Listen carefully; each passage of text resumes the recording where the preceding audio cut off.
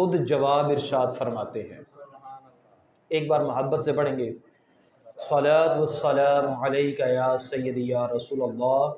وعلی آلک واصحابک یا سیدی یا مکی یا مدنی یا عرشی یا فرشی یا قرشی یا مطلبی یا رسول اللہ وسلم علیک یا سیدی یا حبیب اللہ۔ احباب ذی وقار، ماہ سفر المظفر کا دوسرا جمعہ ادا کرنے کے لیے ہم مسجد میں حاضر ہیں۔ دوران خطبہ رب تعالی عز و جل کے پاک کلام کی ایک آیہ مقدسہ کا کچھ حصہ تلاوت کیا۔ رب تعالی عز و جل نے ارشاد فرمایا، ان الذین قالوا ربنا اللہ، بے شک وہ لوگ، ان الذین کا معنی ہوتا ہے بے شک وہ لوگ، قالوا جنہوں نے کہا، ربنا اللہ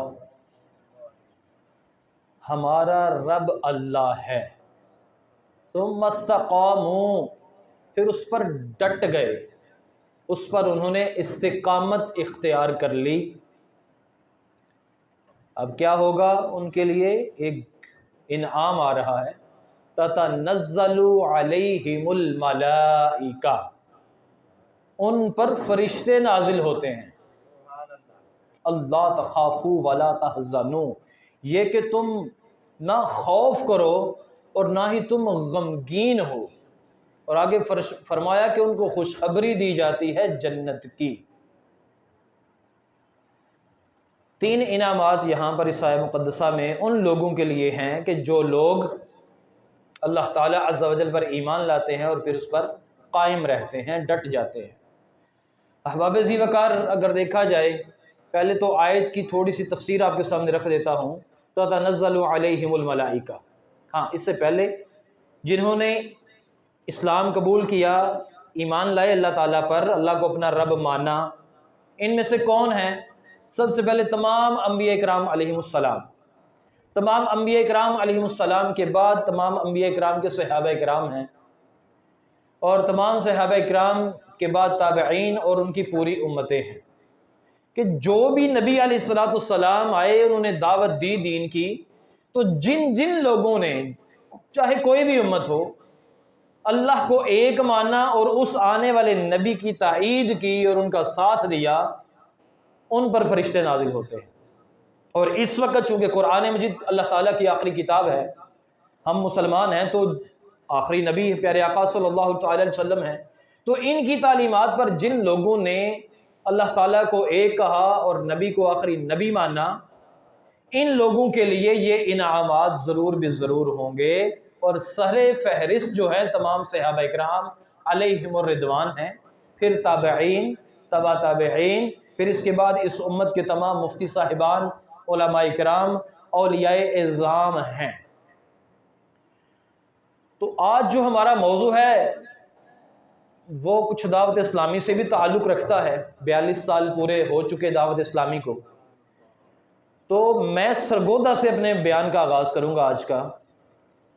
کہ جو لوگ ڈٹ گئے ان پر فرشتے نازل ہوتے ہیں۔ اور فرشتے نازل کیوں ہوتے ہیں یہ بھی سن لیجئے۔ فرشتے ان پر نازل ہوتے ہیں ان کی ہیلپ کرنے کے لیے، ان کی مدد کرنے کے لیے، اور ان کے لیے آسانیاں پیدا کرنے کے لیے، کہ اگر دین کا کام کرنے والے لوگ کسی مشکل میں ہیں تو فرشتے ان کی مدد کرتے ہیں، ان کو حوصلہ دیتے ہیں، مشکلات کو دور کرتے ہیں فرشتے، اور پھر ان کا خوف ختم کر دیا جاتا ہے، وہ غمگین بھی نہیں ہوتے۔ مہنگائی بہت زیادہ ہو گئی ہے، ہونا بھی چاہیے، لیکن جو اللہ پر بھروسہ کامل رکھتے ہیں اور دین کا کام کرتے ہیں، ان کو اس چیز کا بھی فکر اور غم نہیں ہوتا۔ تو احباب ذی وقار،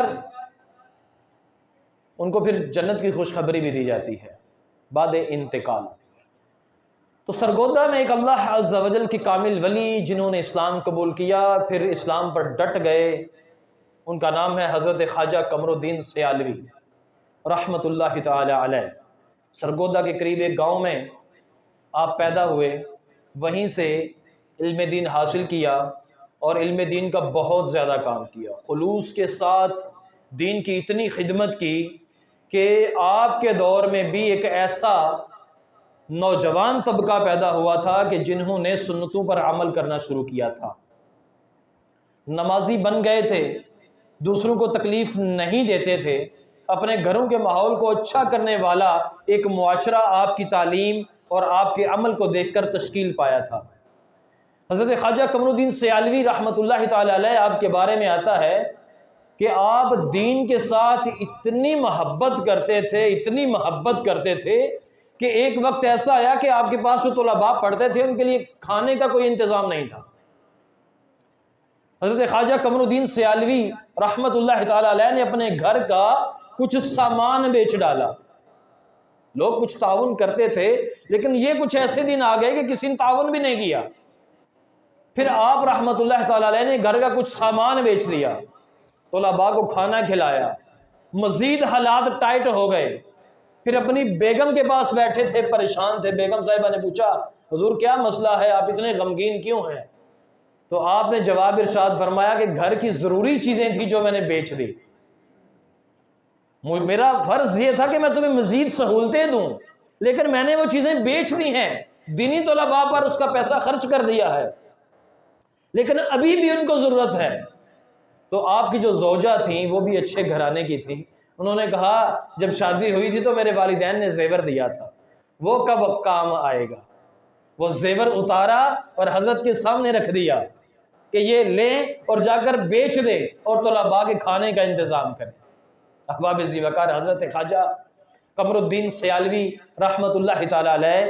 آپ نے وہ زیور بیچا اور دین کے کاموں میں اس پیسے کو خرچ کر دیا تھا۔ اگر دیکھا جائے اسی مطابقت سے ایک دن ایسا بھی آیا، پچھلے سال میں بھی دعوت اسلامی کا اجیر ہوں، وہاں پر کام کرتا ہوں، اسکول ٹیچر ہوں، کہ پچھلے سال جب مہنگائی کا زور شور کچھ ہوا تو امیر اہل سنت دامت برکاتہم العالیہ، میری مراد مولانا الیاس عطار قادری دامت برکاتہم العالیہ، آپ کا حج پر جانے کا کچھ پروگرام تھا، لیکن جب مہنگائی بڑھی تو آپ نے کہا میرے جو بیٹے اور بیٹیاں دینی مدارس میں پڑھا رہے ہیں، یہ حج کا پیسہ میں ان پر خرچ کرنا چاہتا ہوں۔ آپ حج پر نہیں گئے تھے پچھلے سال، حج کا پیسہ جتنے بھی اساتذہ کرام ہیں دین کا درس دینے والے مدارس میں اور سکولوں میں، آپ نے فرمایا یہ پیسہ ان پہ خرچ کر دیں، میں حج پہ نہیں جاؤں گا۔ یہ ایک مطابقت پائی جا رہی ہے کہ وہ بھی دین کا درد رکھنے والے، یہ بھی دین کا درد رکھنے والے۔ اور ایک دن ایسا تھا جب دعوت اسلامی کا قیام آیا 1981 میں، اور وہی سال تھا کہ جس سال حضرت خواجہ قمر الدین سیالوی رحمۃ اللہ تعالی علیہ آپ نے انتقال بھی فرمایا تھا۔ یعنی یوں سمجھ لیجئے دین کو پھیلانے والے ایک عالم باعمل کا 1981 میں انتقال ہو رہا ہے، دوسری جانب 1981 میں قرآن اور سنت کی دعوت دینے والی ایک جماعت جس کا نام دعوت اسلامی ہے، اس کا قیام بھی عمل میں آیا، اور آج ہم دیکھ رہے ہیں کہ دعوت اسلامی کہاں پہنچی ہے۔ احباب ذی وقار، خواجہ قمر الدین سیالوی رحمۃ اللہ تعالی علیہ کا ایک واقعہ، چونکہ داتا گنج بخش حجویری رحمۃ اللہ علیہ کا عرس بھی قریب ہے، تو یہ واقعہ ایک بڑا اٹیچمنٹ والا ہے، وہ آپ کے سامنے رکھتا ہوں کہ حضرت خواجہ قمر الدین سیالوی رحمۃ اللہ تعالی علیہ آپ داتا دربار پر حاضر تھے، مسجد میں بیٹھے ہوئے تھے، ذکر و اذکار کر رہے تھے، داتا دربار کی جو مسجد ہے وہاں پر۔ تو جب بیٹھے ہوئے تھے ذکر و اذکار میں مشغول تھے تو ایک آدمی جو غیر مسلم تھا وہ آپ کے پاس آیا، اور وہ شرارتی آدمی تھا، اس کا ذہن ہی شرارتی تھا، ہر ایک سے ٹیسٹ لیتا تھا، آزماتا تھا، جتنے بھی علماء حق اہل سنت تھے ان کے پاس وہ جاتا، ملاقات کا ٹائم لیتا اور عجیب و غریب سوالات کیا کرتا تھا۔ تو اب وہ جناب شخص آپ کے پاس حاضر ہوا اور کہنے لگا جی میرا ایک سوال ہے وہ آپ سے کرنا چاہتا ہوں۔ آپ نے ارشاد فرمایا سوال کیجئے جناب۔ غیر مسلم نے سوال کیا کہ آپ اپنی مسجدوں میں لکھتے ہیں کہ چراغ، منبر، محراب، مسجد، ابو بکر، عمر، عثمان، حیدر، تو مجھے یہ بتائیں کہ تمہارے آخری نبی جو ہیں وہ سب سے زیادہ ذیشان ہے جیسا کہ آپ کہتے ہیں، تو آپ ان کا نام کیوں نہیں لکھتے، ان کو پروٹوکول کیوں نہیں دیتے؟ آپ اپنے آقا صلی اللہ علیہ وسلم کو پروٹوکول دینے کی بجائے آپ پروٹوکول دیتے ہیں ان کے بعد آنے والے صحابہ کرام کو۔ تو اس کی کیا وجہ ہے؟ حضرت خواجہ قمر الدین سیالوی رحمۃ اللہ تعالی علیہ نے چند ایک جوابات ارشاد فرمائے، لیکن وہ کہتا تھا نہیں میں نہیں مانوں گا، یہ مجھے سمجھ نہیں آیا، میں مطمئن نہیں ہوا، میرے دل کی تشفی نہیں ہوئی، بار بار ریجیکٹ ریجیکٹ ریجیکٹ، میں نہ مانوں، بس یہی بات تھی۔ حضرت خواجہ قمر الدین سیالوی رحمۃ اللہ تعالی علیہ نے اپنا چہرہ قبلے کی روح سے دربار کی طرف گھما لیا،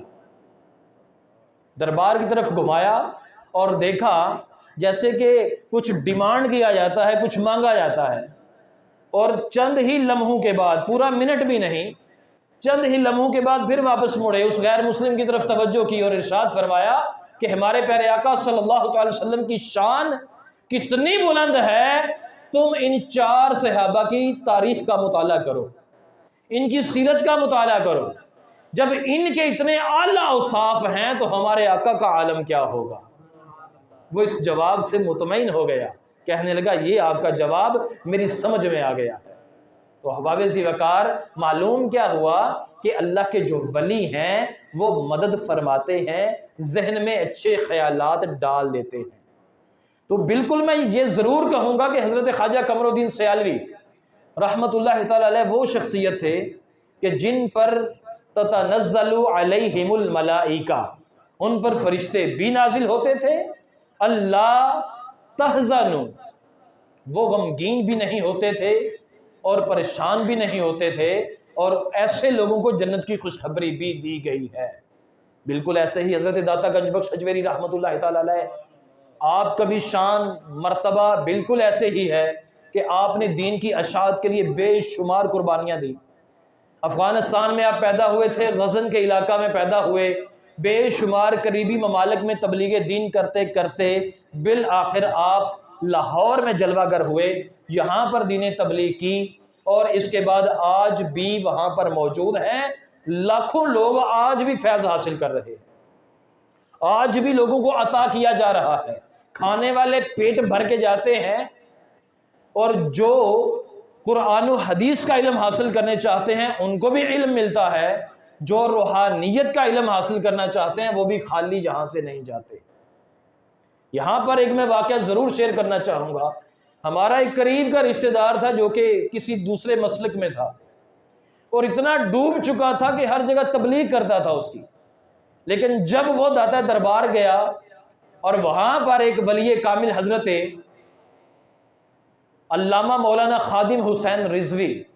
رحمت اللہ تعالی علیہ آپ کا ایک بیان سنا، تو وہ ایسا تبدیل ہوا کہ اب وہ اہل سنت و جماعت اور اولیاء کا فیضان یوں بیان کرتا ہے کہ جب میں اس کے پاس بیٹھتا ہوں تو یوں لگتا ہے کہ میں شاگرد ہوں اور وہ کوئی مفتی صاحب ہے۔ ایسے لطف کے ساتھ اور ایسے شوق کے ساتھ وہ بندہ بیان کرتا ہے۔ بتانا یہ مقصد ہے کہ آج بھی اگر کوئی ایسا دل ہے جو حق کو قبول کرنے والا ہے،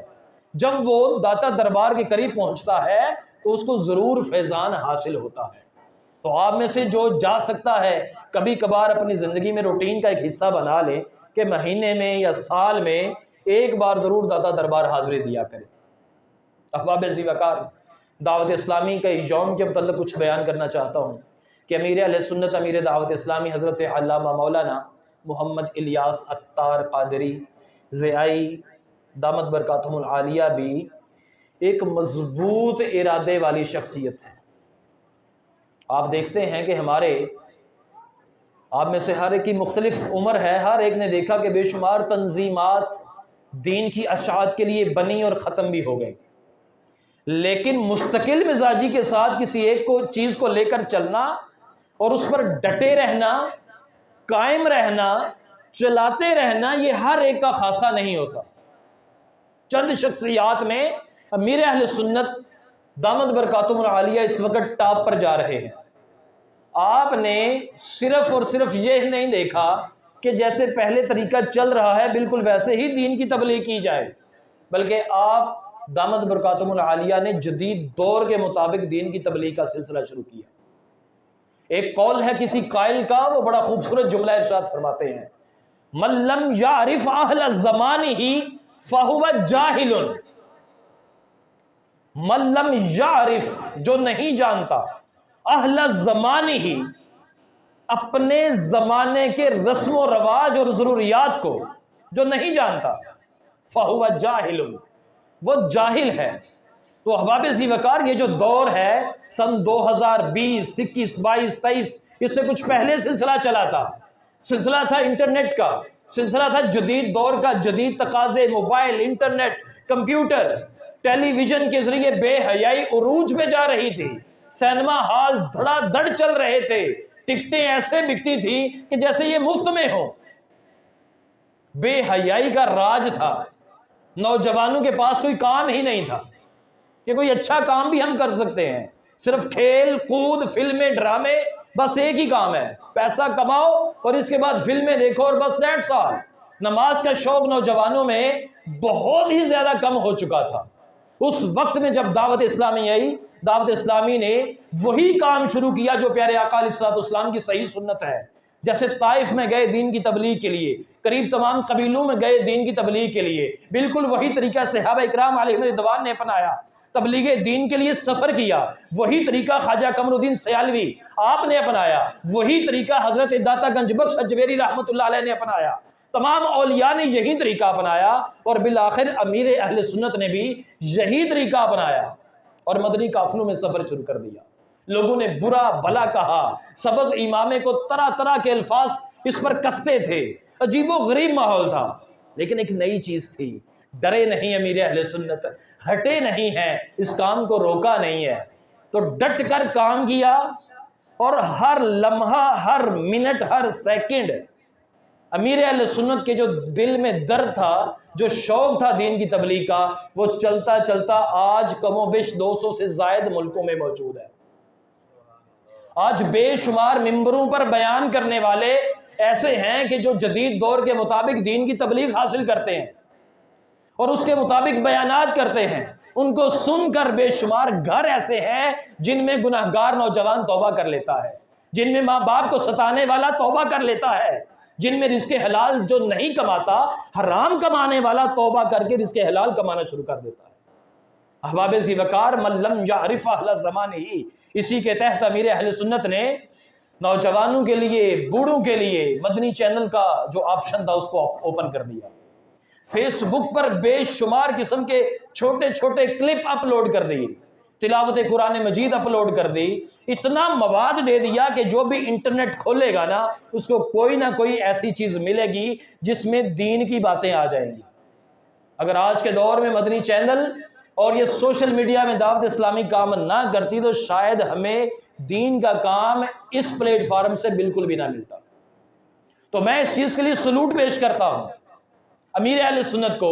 سلام پیش کرتا ہوں امیر اہل سنت کو کہ وہ ڈٹے رہے اور استقامت پر رہے، اور انہوں نے دعوت اسلامی کو یہاں تک پہنچایا۔ احباب ذی وقار، مدنی چینل کے حوالے سے ایک دو گفتگو۔ ہمارے